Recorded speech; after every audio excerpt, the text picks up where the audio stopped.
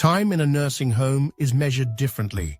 It's not by the sweep of the clock's hands on the wall, or the meals that roll in on silver trays, but by the anticipation of footsteps in the hall, footsteps that might belong to someone you love. The days are padded in waiting and hope. Each morning, you wonder if today will be the day familiar faces appear. Voices you know puncturing the quiet, bringing with them stories from the world outside. At first, I marked the days in my head, convincing myself, today someone will visit, today I will have company. But more often than not, those expectations led only to disappointment. So I began searching for meaning elsewhere. I walked the corridors, greeting fellow residents, and listened to their stories. Each person was a wellspring of history, triumphs and heartbreaks, laughter and dreams, many untold for years. Mrs. Evans told me about her years as a nurse during the war, her eyes bright as she recalled the bravery of young soldiers. Mr. Costa would reminisce about his bakery and the smell of bread rising before dawn. Miss Jeanette, who prided herself on never forgetting a birthday, would sometimes lose track of her own stories, and I'd help fill in the gaps, piecing together the mosaic of her life. In those moments, I realized two great truths.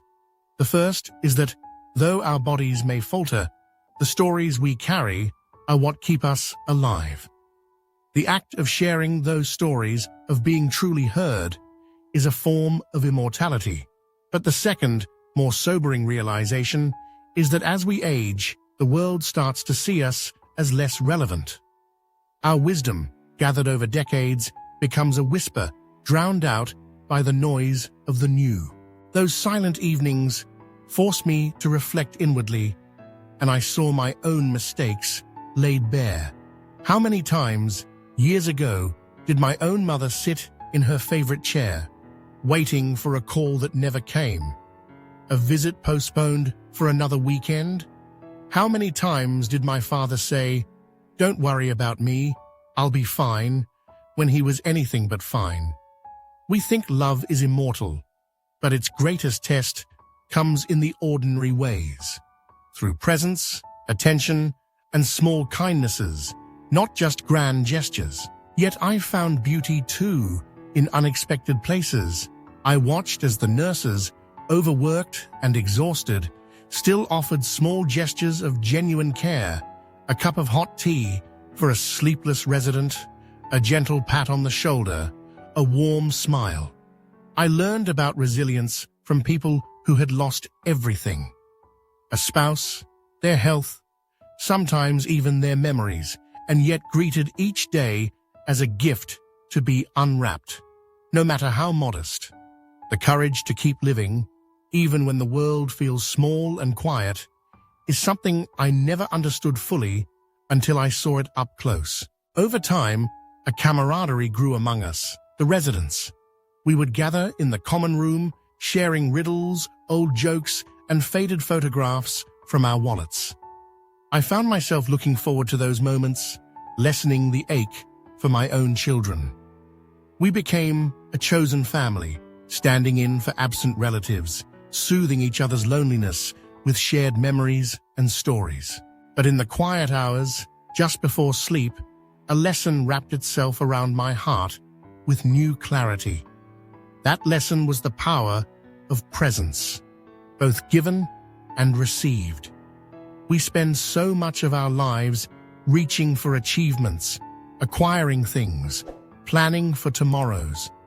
Rarely do we realize that what people treasure at the end of life are not things at all, but precious, fleeting moments of togetherness, a hand clasped in another, a face at the door, laughter shared over something as simple as a cup of tea. I wished I'd understood this sooner. I wished I'd shown up more often, not just for my own parents, but for friends, for my children, for myself. The greatest luxury time has afforded me is wisdom, sight into the subtle truths people often rush past. I learned that apologies are best given early, that forgiveness should never be hoarded, and that there is still grace in old age, even when your steps are slower and your voice sometimes trembles. I emerged from those 60 days a changed person. When my family came to bring me home, I saw my son's anxious smile, my daughter's tearful relief. The hugs lingered a little longer, their gratitude genuine. And for the first time in years, I didn't hold back my own gratitude in return. I thanked them for their love, for their worry, for doing their best. I told them what I wanted more than anything: time. Not gifts, not grand gestures, just their company, their laughter, drifting in the living room like it had when they were children. If there's one thing I hope anyone takes from my story, it's this: never underestimate the power of your presence in someone's life, especially as the seasons pass and the colors of childhood fade to the silver of old age. Call your parents, visit your friends, even if just for a few minutes. Listen to the stories the world is forgetting. Give the gift of your time, because in the end, that is all anyone truly wants. And if you find yourself, someday, in a place like I was, in a room quieter than any you've known, know this: you are not alone. There are always stories to share, kindness to give, and yes, even new friendships to be made. Life's most valuable lesson? That love is presence, and presence is love. Everything else is just noise we remember in the quiet. Most of us move through life so quickly that we rarely pause to consider the chapters that wait for us at its end. We build careers, raise families, chase ambitions. We measure years by milestones and worry over things that, in hindsight, often seem trivial. But sometimes it's in the quietest, least expected places that life offers us its truest lessons. I never thought a nursing home, a place so often associated with endings, would teach me about beginnings. Not beginnings measured by date or event, but by the renewal of what it means to be human, to be alive, to belong. It stripped away all pretense. In those halls, I saw dignity in simplicity, the patient tucking of a blanket, the slow, careful cutting of a piece of fruit, the gentle voice offering reassurance at midnight. I began to see how joy blooms in the smallest corners, refusing to be dimmed by loss or age. Sitting there, I witnessed laughter bubble up between people who had lost so much, sometimes everything: their possessions, their health, their partners. But still, humor found its way in. A joke about bland food, a shared smile at a memory that only two old friends could decode. Hands, knotted with years and tremors, reached out not just for help, but to give it: a comforting pat, a steadying grasp, a half piece of candy offered with a wink. In that place, kindness was currency, exchanged freely and often. I saw eyes clouded with memories, some pain, some beauty, light up with a single act: a nurse remembering a nickname or a grandchild's card arriving in the mail. You start to understand, in such company, that joy doesn't always roar in on the back of monumental events. More often, it tiptoes into the room on the back of a warm bowl of soup, a cherished photograph, a melody from long ago drifting through the hallway. Happiness lives in the ordinary, in the overlooked and everyday. These were people for whom vacations and parties were distant memories, but a cup of coffee, a familiar voice in the hallway, those mattered infinitely. It changed me. It made me realize how we love to categorize our lives by big, bold moments, but those fade quickly. What endures is the chorus of little things: the touch, the glance, the laugh, the remembered name. I promised myself right there that if I ever left, I would try to speak for those whose voices too often go unheard. We, the elderly, are not just here to be remembered once a year, dusted off in stories or photos. We want a place in the living, breathing fabric of your life. Our stories are not just for rainy days, they're for right now. What do we want? Not your pity, not your charity.